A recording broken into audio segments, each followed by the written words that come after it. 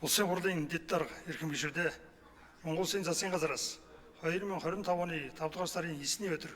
улсын хурлд өргөн мэдүүлсэн Монгол Улсын засгийн газар, Бүгд найрамд Казахстан Улсын засгийн газар хоорондын тэтгэврийн асуудлаар хамтран ажиллах тухай хэлэлцээрийг сойрхон батлах тухай хуулийн төслийг Монгол Улсын их хурлын шуулганы хурлааны дэгийн тухай хуулийн 78 дугаар зүйл заасныг үндэслэн аюулгүй байдал гадаад бодлогын байнгын хороо 2025 оны 5 дугаар сарын 20-ны өдрийн хурлаанаараа хэлэлцлээ.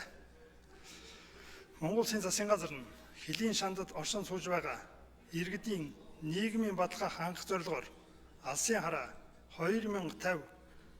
Монгол Улсын урт хугацааны хөгжлийн бодлогын зорилт 3-1-т нийгмийн даатгалын хамрах хүрээг өргөжүүлэн гэж мөн Монгол Улсын засгийн газрын 2024-өөс 2028 оны үйл ажиллагааны хөтөлбөрийн 2-1-3-6-ад гадаад улсад ажиллаж амьдарч байгаа Монгол Улсын иргэний нийгмийн баталгаа хангах үүднээс нийгмийн хамгааллын хэлэлцээрийг үргэлжлүүлэн байгуулах зорилт дэвшүүлсэн. Дээрх зорилтын хүрээнд бүх хэлэлцээрийг хэрэгжүүлснээр хоёр улсын иргэд Монгол улс болон Бүгд найрамд Казахстан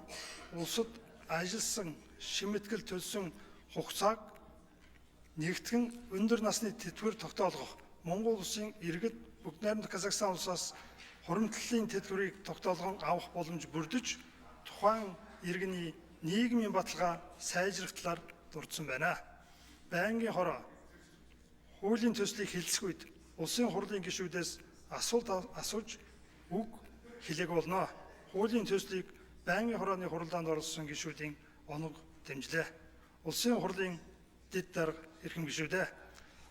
Монгол